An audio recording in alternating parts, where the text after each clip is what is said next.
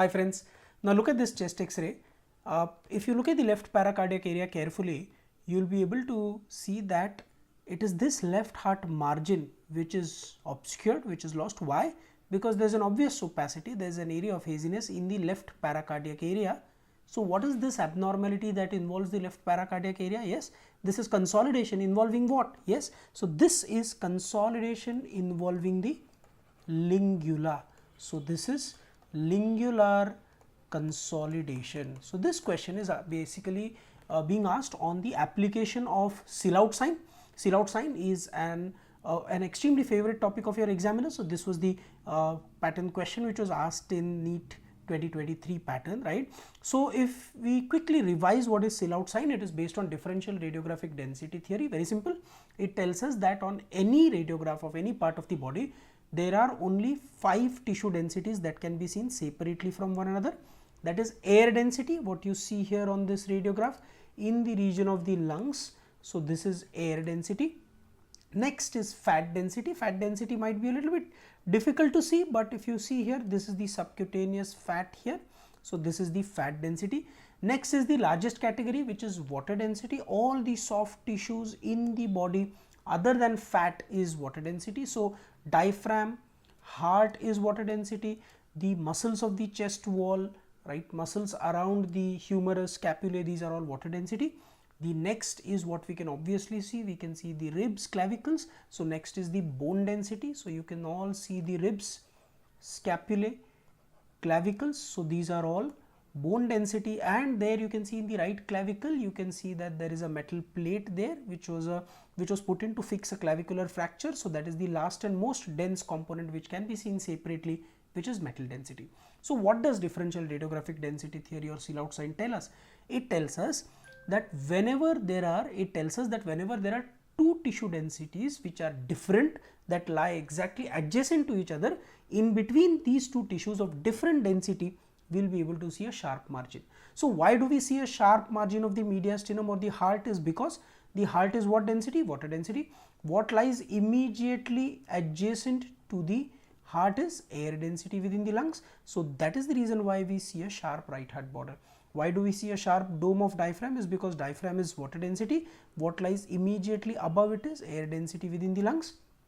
Different density lying adjacent to each other, we will see a sharp margin, which would then obviously mean that if any part of the lung becomes abnormal, right, say for example over here, it is this left paracardiac area, right, the lingular segment which lies somewhere over here, it becomes abnormal, gets consolidated, then its density would change from air density of normal lung to water density of consolidated lung.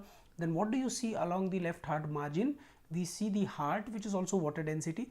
We see the lingular segment, which is also water density. Same density on either side of the heart margin. You will then not be able to see the left heart margin, right? So whenever one particular margin is lost on a chest x-ray, when you are looking at an x-ray, just that you can conclude that the lung that lies adjacent to that particular area is abnormal. That is what is the concept of Sillhoutte sign. Let us apply this by looking at an abnormal radiograph. If you see here again, you can see that there is an area of haziness in the right paracardiac area. Here the right heart margin is not visualized.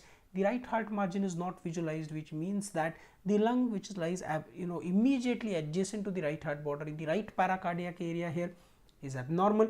What is the lobe of lung that lies in the right paracardiac area? It is the, yes, it is the right middle lobe. So this is basically, this radiograph is showing you right middle lobe consolidation, right? Now let us, so this is positive Sillhoutte sign, suggestive of right middle lobe consolidation. Now let us look at, let us quickly try to revise what all possible questions you could be asked on the basis of Sillhoutte sign. So what they will do is they will give you a radiograph in which a particular margin is lost, obscured, or it is not seen, right? You are supposed to diagnose what lobar consolidation it is. So let us quickly revise, right? If the right upper mediastinal margin is not visualized, then the disease would be located in the right upper lobe, mostly its anterior segment. See why? Because the horizontal fissure somewhat lies over here. So the horizontal fissure lies over here. The oblique fissure or the major fissure lies over here. Okay, so I am going to start with this entire slide again. Okay, processing team, please note I am going to start this particular slide again from this point. Now let us quickly revise what all possible questions you could be asked on the basis of Sillhoutte side. What they will do in your exam is that, right, they will give you a chest radiograph in which there would be a particular consolidation, the result of which would be that a particular sharp margin or Sillhoutte would be lost or obscured, right. Let us quickly revise what all you could be asked in your exams. So if they show you a radiograph where the right upper mediastinal margin is obscured, let us quickly draw the fissures. This is where the horizontal fissure would be, this is where the oblique fissure would be. So if the right upper mediastinal margin is obscured, then the disease would lie in this part of the lung that lies above the horizontal fissure. What lobe is that? It is going to be the right upper lobe. Yes. What segment? So it is going to be the anterior segment of the right upper lobe. If they give you a radiograph where the right heart border is being obscured, right, then the disease lies in the right paracardiac area. What is the right paracardiac area? What lobe lies in the right paracardiac area? It is the right middle lobe. If they give you a radiograph where most of the right dome of diaphragm is obscured, it is not seen, it would mean that the disease then lies in the right lower lobe more commonly. Sometimes occasionally if only the medial part is obscured, then it would be in the right middle lobe, right, but mostly if the right dome of diaphragm is obscured, the disease would be located in the right lower lobe. Now on the left side, if the sharp margin of the aortic knuckle is obscured, then the disease is located in the left upper lobe, mostly its apico-posterior segment, right. If the lateral margin of the descending thoracic aorta is obscured, not seen, then the disease lies in the left lower lobe. What segments? Its superior segment or its posterior-basal segments. If the left heart margin, right, left heart border is obscured, then the disease would lie in the left paracardiac area. What is the left paracardiac area? Left paracardiac area is nothing but the lingular segment of the left upper lobe, and if the left dome of diaphragm is obscured, then the disease would lie in the left lower lobe. Okay, so this is all what you could be asked. Let us quickly then look at all these spotters. That is what we are doing in this spotters section for quick revision. So look at this radiograph. If you look at this radiograph, we can obviously see that what margin is obscured? It is the right upper mediastinal margin is obscured, right, and therefore the disease is located where? We have revised it just. The disease is located in the right upper lobe, mostly its anterior segment. If you look at this radiograph now, see, if you watch carefully here, the right dome of diaphragm is obscured. So what margin is lost? It is the right dome of diaphragm is being obscured. If you watch carefully, you are able to see a sharp margin of the right heart border. So if the right heart border is visible, it means that the right paracardiac area, right middle lobe is normal. Right dome of diaphragm is obscured. We discussed the disease is most commonly going to involve the right lower lobe. So that is going to be the answer here. Now this was the radiograph that we started with. What margin is obscured? The margin which is obscured is the left heart border or margin, and when the left heart border is obscured, we know that the disease is located in the left paracardiac area. What is the left paracardiac area? It is, yes, it is the lingular segment. Remember, lingular segment is a part of left upper lobe. Remember, look at this particular radiograph now. You can see the left heart margin, but what you cannot see well here is the left dome of diaphragm. So the margin obscured here is the left dome of diaphragm, right. So the lobe which is going to be affected here is going to be the left lower lobe. Okay, now see, one extended application of differential radiographic density theory is the air bronchogram sign.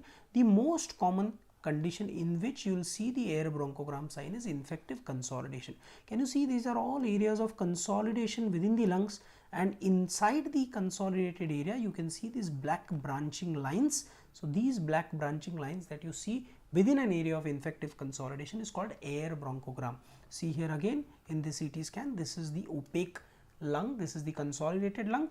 You can see these black lines within it.